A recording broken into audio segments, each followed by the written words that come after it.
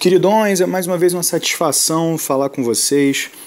Num dos pontos que eu considero aí bacanas por ser o ponto que eu vejo como aquele que encerra a matéria do 8º ano, inicia do 9º. A proclamação da República, uma mudança intensa que aconteceu no Brasil em 1889, e eu pensei em iniciar essa matéria mostrando para vocês esse quadro aí do Benedito Calixto. É um quadro de 4 anos depois do evento, que representa o momento da proclamação da República. Se você reparar nessa imagem, você vai notar uma coisa que é interessante sobre esse tema. Não tem praticamente ninguém civil, ninguém que não seja militar nessa imagem. A gente vê canhões, a gente vê cavalos, a gente vê soldados e uniformes, mas a gente não nota pessoas comuns nas ruas, saindo das suas casas. Isso tem muito a ver com a maneira como essa transformação aconteceu, e a gente vai entender isso agora. E para começar, a gente tem que entender os conceitos por trás da ideia de proclamação da República. Eu acho que a ideia de entender conceitos é essencial para o estudo de história. A proclamação, a ideia de proclamar algo, é a ideia de estabelecer algo. Na verdade, estabelecer a República num país que antes tinha monarquia. A gente está falando aqui do Brasil. Então, a gente está falando de, grosso modo, uma transição de governo. A gente passa da monarquia, onde a gente tinha uma condição de hereditariedade e de cargo vitalício. Isso significa que o rei era o cara que ficava no cargo até a morte dele e ainda deixava esse cargo para o filho, para uma república, onde a eleição da pessoa que chefia o país é feita pelo voto num cargo temporário. Isso significa que se o cara, por acaso, completasse aquele período que ele tinha sido eleito para ficar no governo, ele era obrigado a passar o cargo para uma outra pessoa que era escolhida pelo voto das pessoas, e não por ele mesmo ou não o filho dele. E aí eu volto para o quadro dos militares, o quadro do Benedito Calixto, que mostra todas aquelas pessoas celebrando. A gente nota bem no meio do quadro que tem uma galera saudando a chegada da República. Como é que esses militares proclamaram a República? Como é que essa República foi estabelecida? A gente tem que voltar um pouquinho para enxergar lá o final do segundo reinado, do reinado de Dom Pedro II. Eu acho muito legal trabalhar com imagens de um cara chamado Ângelo Agostini. Ele era responsável pelas caricaturas, aqueles desenhos que brincam com alguma coisa mais séria, que saíam numa revista chamada Revista Ilustrada. Era uma espécie de jornal da época, na verdade. As caricaturas dele sempre atacavam algumas figuras políticas, brincando, obviamente, e o Dom Pedro II estava muito nessas imagens. Essas duas aqui são muito marcantes. A da direita porque é uma brincadeira com uma série de misturas de símbolos. Dom Pedro II, já muito velhinho, com o jornal O País, que existia na época, no seu colo, ou seja, o cara como está dormindo com o país no colo, está dormindo com aquilo que é responsabilidade dele no seu colo, largada e entregue. E essa outra que eu acho que é essencial para a gente entender como é que a República aconteceu, que fala, que mostra Dom Pedro II caindo, sendo empurrado do trono, ou seja, perdendo o direito a ser o rei. A verdade é que Dom Pedro II já estava bem velho no final do segundo reinado. A partir da década de 80 ele já era um senhor de idade, ele tinha alguns problemas de saúde, ele era diabético. Esse cansaço foi se acumulando, né? E isso refletiu na maneira como ele governava. De uma certa maneira, ele passou a governar um pouco pior o Brasil, com menos atenção, como um reflexo desse cansaço que estava se acumulando nele.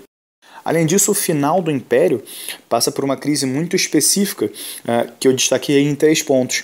A primeira é uma crise que ficou conhecida aí para os historiadores como questão religiosa. Bom, o que é essa ideia de questão religiosa?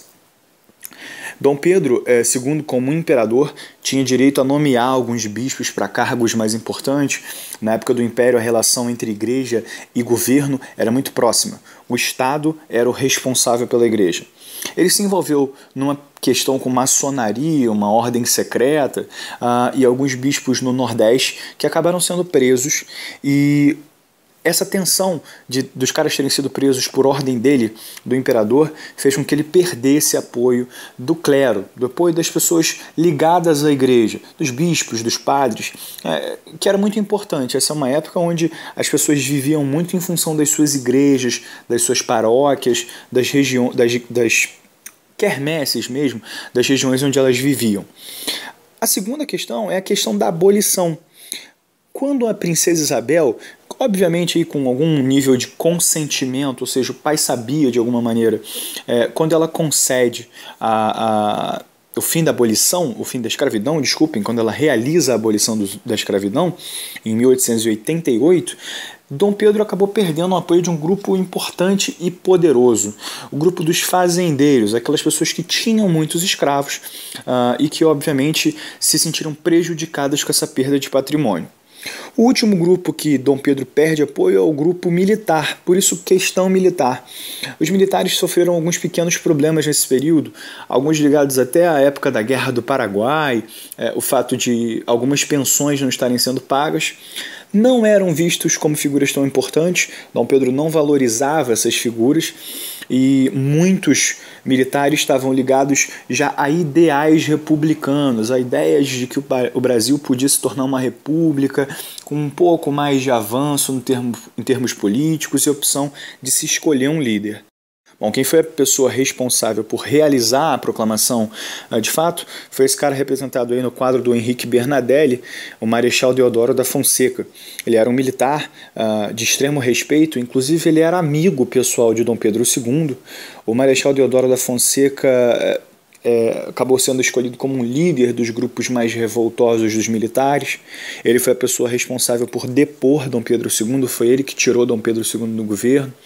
Dom Pedro estava fora do Rio de Janeiro, Rio de Janeiro era a capital do Brasil naquela época. Ele retornou só para saber que não era mais imperador do Brasil.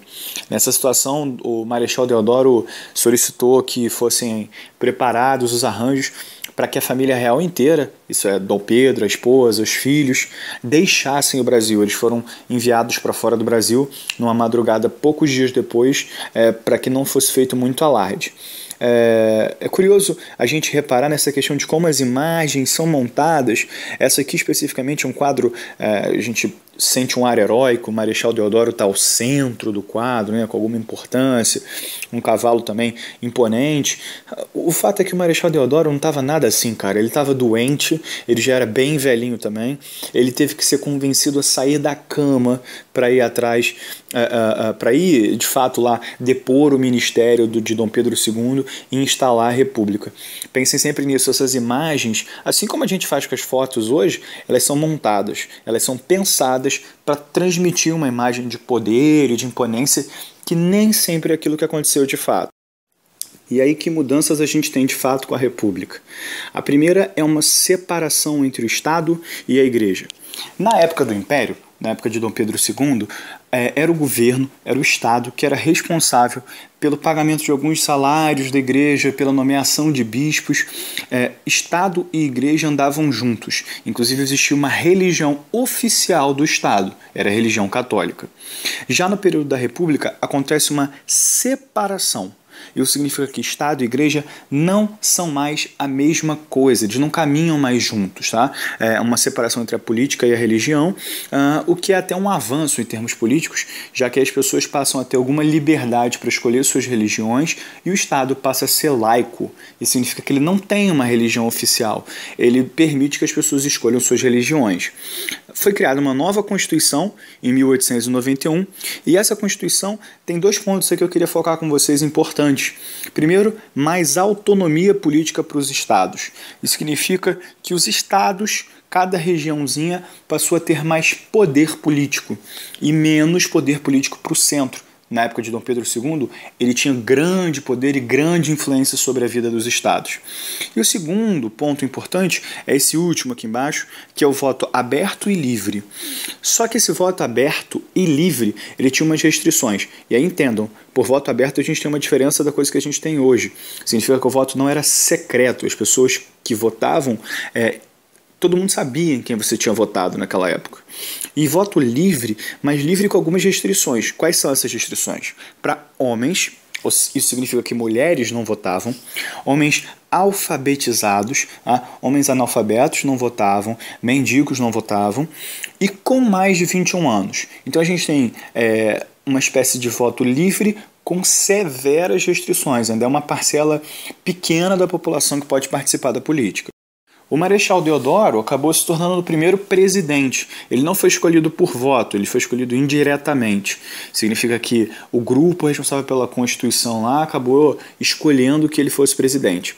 A principal política da época dele, a política que foi criada por esse cara, o Rui Barbosa. O Rui Barbosa foi ministro da Fazenda dele, o cara que controlava a economia. É meio estranho isso, né? O ministro da Fazenda. Na verdade, isso funciona até hoje. O ministro da Fazenda é o cara que cuida das finanças, o cara que cuida da economia. E o Rui Barbosa estabeleceu uma política econômica de incentivo mesmo, para que se criassem mais indústrias, para que as pessoas produzissem mais alimentos, mais serviços, que não deu muito certo. Ela acabou levando à inflação, principalmente porque se imprimiu muito dinheiro e aí o dinheiro foi perdendo valor. Algumas quebras de empresas, um grupo de pessoas tentou aproveitar esse momento para enriquecer e essa política dele acabou ganhando o nome de encilhamento. O encilhamento é a prática de colocar aquelas travas no cavalo para que ele possa participar de corridas. Aquelas corridas de jockey onde as pessoas vão lá apostar dinheiro. A ideia é essa mesmo. O cara criou uma política onde todo mundo saiu apostando, pegando muito dinheiro, achando que ia ficar rico. O governo apoiou isso e não funcionou muito bem. Acabou gerando um problema sério e levando ao fim do governo, uma crise séria que levou ao fim do governo do Marechal Deodoro, que renunciou e abriu mão de continuar no poder. Quem seguiu a ele no poder foi um outro militar, dessa vez o Floriano Peixoto, um cara que foi conhecido por ter sido bastante linha dura, pegou bastante pesado no seu governo, governou por mais 3 anos e seu governo ficou conhecido por ter tido bastante revoltas. As duas mais importantes foram a revolta federalista, uma revolta no Rio Grande do Sul ligada a essas questões de poder para os estados, e a revolta da Armada, que foi uma revolta da Marinha, também relacionada a essas questões das mudanças políticas que estavam acontecendo no período da República. A gente não vai focar muito nos motivos dessas revoltas. O importante é você pensar que esse primeiro período da República é um período de uma instalação de uma nova forma de governo, cara. Então, é difícil, sabe? É um período conturbado mesmo, acontecem problemas, acontecem questões difíceis e as revoltas não são exatamente uma novidade em períodos de transição como esse. Bom, aí a gente se encaminha para o fechamento desse tema. A gente vai discutir mais esse começo da República numa aula seguinte, que eu queria que vocês ficassem como resumo 3 pontos legais aí para a gente destacar são: primeiro, que você entenda essa ideia de transição entre formas de governo. A gente está trabalhando aqui com uma mudança política, coisa que muitas vezes os historiadores chamam de evento de curta duração, significa que as coisas acontecem num período rápido, num período curto.